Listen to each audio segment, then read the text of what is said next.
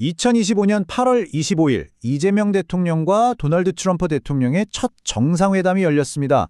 분위기는 정말 화기애애했죠. 두 정상이 친근하게 대화하는 모습이 계속 뉴스에 나왔고요. 그런데 말이죠. 정작 뚜렷한 합의문 같은 결과물은 없어서 이게 어떻게 된 거지? 하는 궁금증을 많이 낳았어요. 이번 시간에는 바로 이 우호적이었지만 동시에 많은 물음표를 남긴 정상회담을 한번 깊이 파고들어 보겠습니다. 그래서 바로 이 질문에서 시작해야 할 것 같아요. 과연 성공적인 정상회담이라면 항상 뭔가 공식적인 합의문이 나와야 하는 걸까요? 이번 회담이 딱 그 질문을 던지고 있거든요. 분위기는 정말 좋았는데 왜 공동성명은 없었을까? 바로 이 역설적인 상황이 오늘 이야기의 핵심입니다. 자, 그럼 먼저 성과부터 한번 살펴볼까요?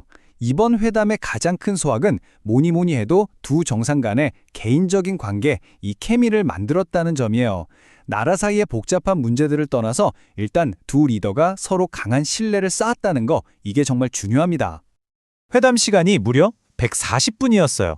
첫 만남인 걸 생각하면 엄청나게 긴 시간이죠. 게다가 분위기도 내내 정말 따뜻했다고 해요. 사실 첫 술에 배부를 수 없잖아요. 이런 첫 만남에서 이 정도로 우호적인 분위기를 만들어냈다는 것, 그 자체만으로도 굉장히 큰 성공이라고 볼 수 있습니다.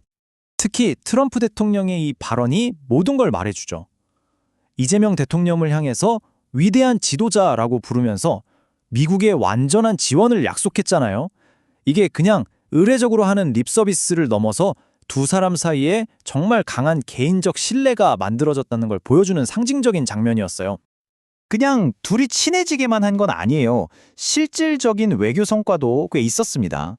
한동안 우리가 겪었던 외교 공백 상태를 깨고 이 대통령의 실용주의 외교 노선을 전 세계에 알리는 계기가 됐죠. 그리고 대북 문제에 대해서도 역할을 딱 나눴고 한일 관계에 대한 미국의 오해도 바로 잡았어요. 특히 양국 비서실장 사이의 한라인을 만들었다는 건 정말 의미 있는 성과입니다. 대북 문제 역할 분담이 진짜 흥미로운데요. 트럼프 대통령은 문제를 풀 수 있는 해결사, 즉 피스메이커 역할을 하고 이재명 대통령 자신은 대화의 속도를 조절하고 판을 까는 페이스메이커가 되겠다고 한 거예요.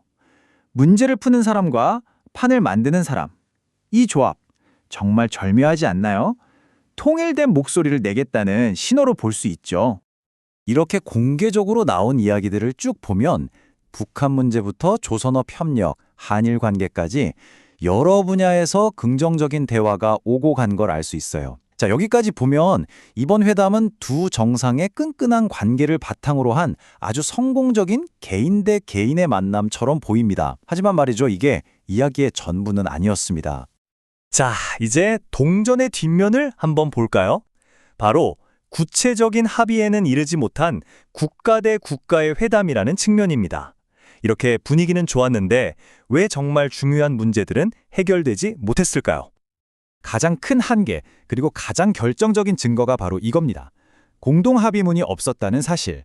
보통 정상회담이 끝나면 양국이 합의한 내용을 담은 공식 문서를 발표하거든요. 이게 없었다는 건 우리 아직 합의 못한 게 많아요 라고 말하는 것과 같은 아주 강력한 신호인 셈이죠. 그럼 구체적으로 어떤 문제들이 남아있을까요? 3,500억 달러짜리 투자 펀드와 관련된 관세 협상의 세부 내용이라든가 동맹을 어떻게 현대화할 것인지에 대한 구체적인 그림 같은 것들이요. 그리고 정말 중요한 미국의 확장 억제, 그러니까 해구산 약속을 다시 한번 명확하게 확인하는 절차도 없었습니다. 북한 비핵화를 위한 구체적인 로드맵 합의도 마찬가지였고요. 이 동맹 현대화 면제를 보면 문제가 뭔지 딱 감이 와요.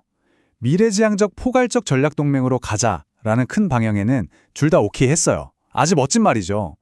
하지만 그래서 그게 구체적으로 뭔지, 확장 억제는 어떻게 할 건지, 가장 민감한 방위비 분담은 어떻게 나눌 건지, 이런 알맹이가 쏙 빠져 있었던 겁니다. 비전에는 공감했지만 어려운 계산서는 뒤로 미룬 셈이죠.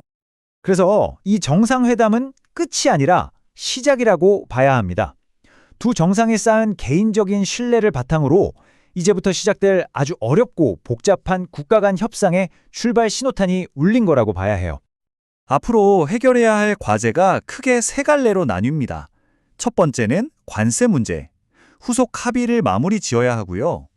두 번째는 안보 문제, 동맹 현대화를 포함해서 본격적인 협상에 들어가야 합니다. 그리고 마지막 세 번째는 대북 정책, 구체적인 실행 계획을 함께 만들어야 하죠. 특히 경제 분야 협상은요, 정말 넘어야 할 산이 많습니다. 3,500억 달러 투자 펀드를 구체적으로 어떻게 운영할 건지부터 자동차 관세, 그리고 쌀이나 소고기 같은 농산물 시장 개방 문제까지, 여기에 디지털 규제 같은 새로운 무역 장벽 문제도 있고요.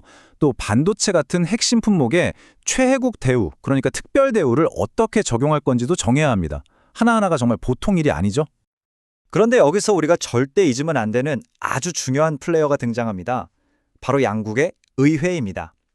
행정부끼리 아무리 합의를 잘해도 의회가 동의하지 않으면 소용이 없을 수 있거든요. 그만큼 의회 역할이 막중합니다. 한미동맹은 조약 기반 동맹이라고 해요. 이게 무슨 뜻이냐면요. 쉽게 말해서 국가 안보나 돈 문제처럼 아주 중요한 합의는 반드시 국회의 동의를 받아야만 효력이 생긴다는 뜻입니다. 즉, 국회는 그냥 지켜보는 관객이 아니라 이 게임의 핵심 플레이어 중 하나인 셈이죠. 국회가 쓸 수 있는 카드도 아주 강력해요. 크게 4가지가 있는데요. 첫째, 조약에 대한 동의권.